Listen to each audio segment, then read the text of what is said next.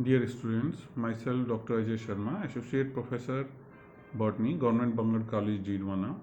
हम साइकस शुरू किया था। हमने साइकस में हमने जनरल इंट्रोडक्शन, क्लासिफिकेशन और थोड़ा बहुत कैसा उसको लुकिंग है उसके बारे में अध्ययन किया था। उसके सामान्य लक्षण जाने थे। आज हम उसकी स्ट्रक्चर के बारे में जानेंगे। उसकी मॉर्फोलॉजी को हमने जो शुरू किया था उसको देखेंगे वन बाय वन। सबसे पहले जड़ से शुरू करेंगे, that is root. Root are of two types, दो प्रकार की जड़ें पाई जाती हैं। Number one normal root and number जो कि टैप रूट सिस्टम होता है, यानी कि मूसला जड़ होती है काफ़ी विकसित। दूसरी प्रकार की जड़ें पाई जाती हैं कोरेलॉइड रूट्स। क्या चीज़ है? कोरेलॉइड रूट या प्रावलाभ जड़।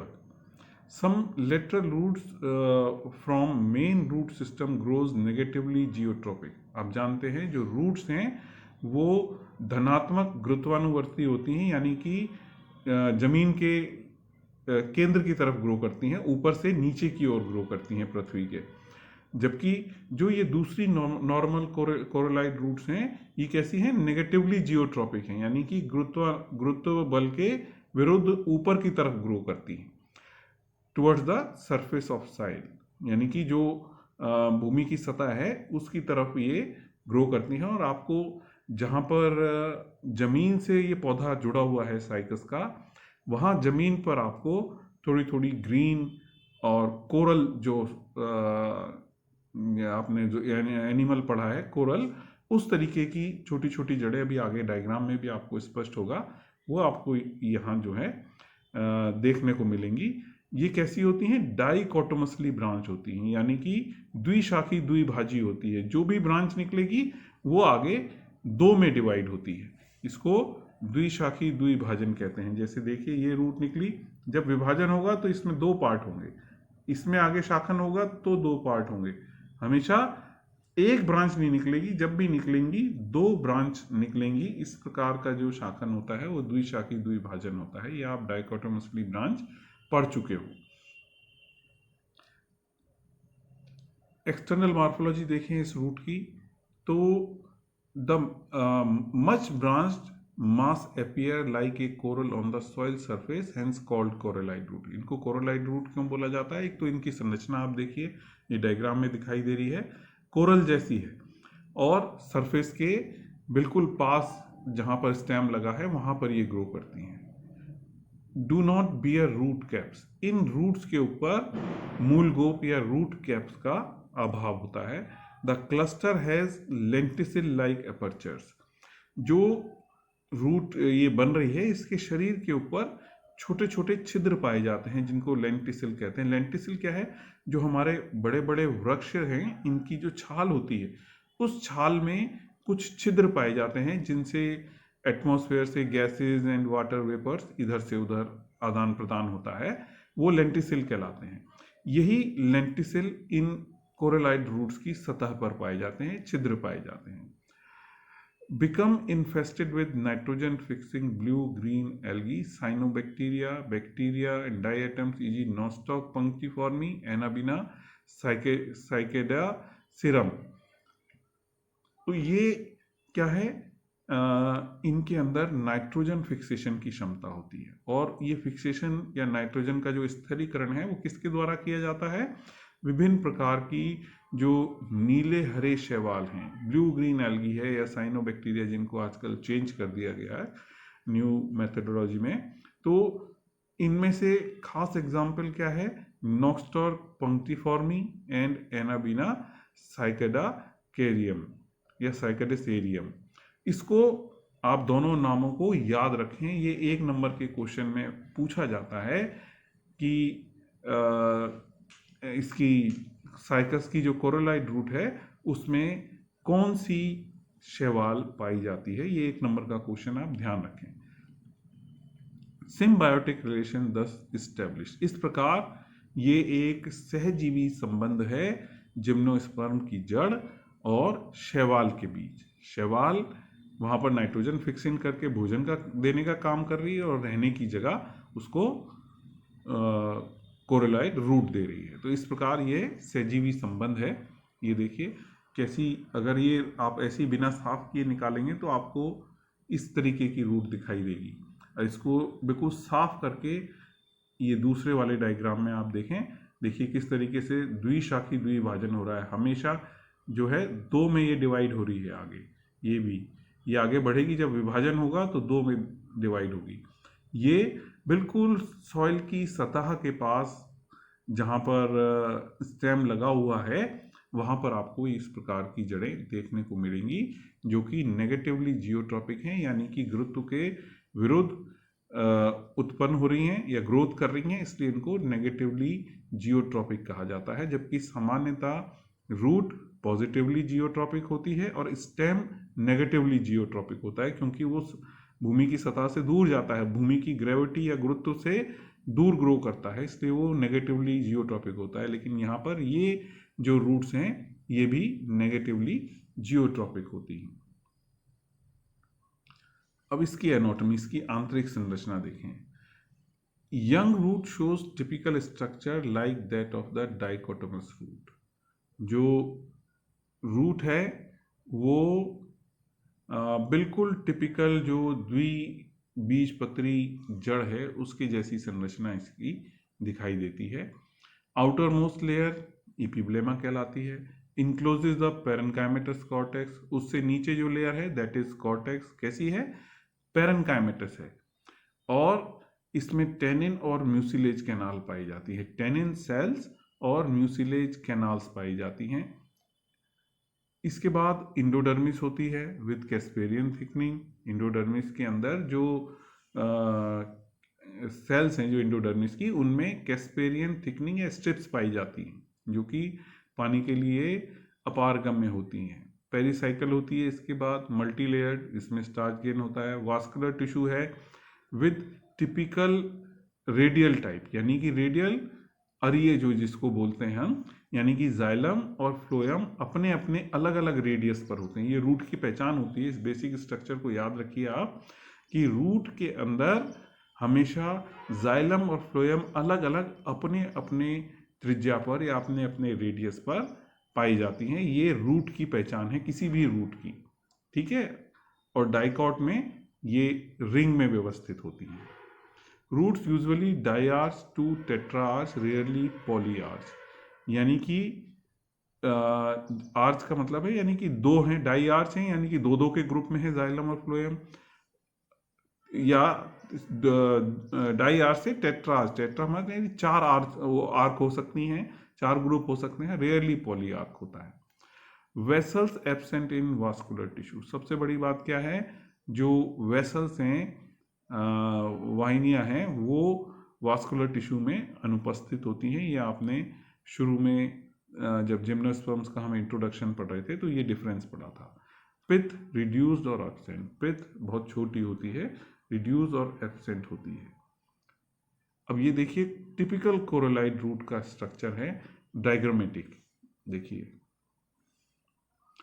अब आपने जनरल रूट की संरचना तो पढ़ी, लेकिन इसमें जनरल रूट में जो नॉर्मल रूट है उसमें और कोरोलाइड रूट में अंतर क्या होता है। कोरोलाइड रूट में केवल अंतर क्या है, जो ये जोन आपको दिखाई दे रहा है जिसमें डॉट लगा रहा हूं मैं, ये जोन अलग होता है नॉर्मल रूट से, ठीक है। सबसे बाहर इपिब्लेमा है, उसके बाद लेकिन ये जो डॉटेड लाइन है ये एल्गल जोन है। इसके कारण जो इसका कॉर्टेक्स है वो तीन भागों में विभाजित हो जाता है। पहला आउटर कॉर्टेक्स, दूसरा इसके बाद एल्गल जोन आया और तीसरा इनर कॉर्टेक्स। तो जो एल्गी पाई जाती है कोरोलाइड रूट के अंदर, जो शैवाल उपस्थित है वो कहाँ उपस्थित है, इसके कॉर्टेक्स में पाई जाती है। और इस कॉर्टेक्स को ये तीन भागों में बांट देती है। पहला आउटर कॉर्टेक्स, मिडिल में खुद एल्गल जोन और उसके बाद इनर कॉर्टेक्स। इसके बाद देखिए ये इंडोडर्मिस आ गई, ये ठीक है, इंडोडर्मिस ये लगी हुई है जैसे। अब ये मैंने बताया कि रेडियल रूट में वास्कुलर बंडल होते हैं। यहाँ पर तीन ग्रुप हैं जाइलम और फ्लोएम के, तो ये ट्राई आर्च है। तो यदि देखें 1, 2 और 3, ये तीन जाइलम के भाग हैं और ये तीन जो हैं ये फ्लोएम के भाग हैं।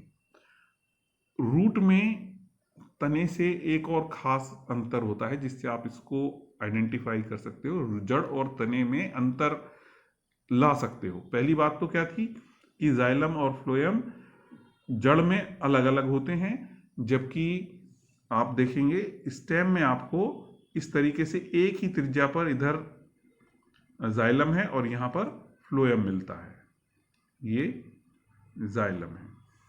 रूट में दोनों अलग अलग हैं। और दूसरी बात क्या है, जो मेटाजाइलम और प्रोटोजाइलम होते हैं, इससे हम दूसरा अंतर निकालते हैं जड़ और तने में। तो जड़ में क्या होता है, इसका प्रोटोजाइलम हमेशा परिधि की तरफ होता है, देखिए बाहर की तरफ यहां है, और जबकि मेटाजाइलम केंद्र की तरफ होता है। तने के अंदर मेटाजाइलम हमेशा परिधि की ओर होता है और प्रोटोजाइलम केंद्र की तरफ होता है। ये जड़ और तने में विशेष अंतर होता है। जो कोई भी स्लाइड लगी हो तो आप उससे पहचान सकते हो कि ये जड़ की है या तने की है, इस वास्कुलर बंडल को देखकर। ठीक है, तो जड़ में जो प्रोटोजाइलम है वो परिधि की तरफ है और मेटाजाइलम केंद्र की तरफ होता है। पिथ बिल्कुल ना के बराबर है ये बीच में। तो ये जनरल डायग्रामेटिक रिप्रेजेंटेशन था कोरलाइड रूट का। अब देखें ये नेक्स्ट जो है स्लाइड है, इस स्लाइड में देखें ये कोरलाइड रूट को स्टेन करके जो बनाया गया सेक्शन होता है उस सेक्शन की स्लाइड है। और इसमें ये नॉर्मल आपको माइक्रोस्कोप में जब आप डबल स्टेन कर लेंगे उसके बाद आपको ऐसी स्लाइड दिखाई देगी। इसमें ये जो जोन है ये एल्गल जोन है, ये पूरा का पूरा चारों तरफ एल्गल जोन है। बाकी नॉर्मल जो रूट होती है उसके जैसा स्ट्रक्चर होते हैं सारे, केवल इस जोन में ये नॉर्मल रूट से फर्क होती है। और स्पष्ट देखने के लिए हम आपको किताब वाले डायग्राम से और इसको स्पष्ट करेंगे एक एक पोर्शन को। ये देखिए,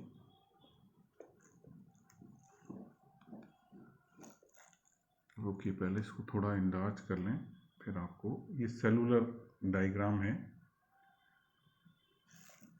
पूरा कोरलाइड रूट का, जैसा आपको बनाना है एग्जाम में। देखिए सबसे बाहर इपिब्लेमा है, उसके बाद ये आउटर कॉर्टेक्स है, टेनिन सेल इसमें दिखाई दे रही हैं। ये जोन जो है ये एल्गल जोन है। इस एल्गल जोन के अंदर आपको ये जो मोतियों की माला सी दिखाई दे रही है ये नोस्टॉक होता है। नोस्टॉक के फिलामेंट हैं जो इसके अंदर पड़े हुए हैं और नाइट्रोजन फिक्सेशन का कार्य करते हैं। इसके बाद इनर कॉर्टेक्स है, इनर कॉर्टेक्स के बाद ये इंडोडर्मिस सिंगल लेयर दिखाई दे रही है चारों तरफ। इसके अंदर नेक्स्ट लेयर जो होती है ये टिश्यूज़ की, इंडोडर्मिस से next layer that is pericycle.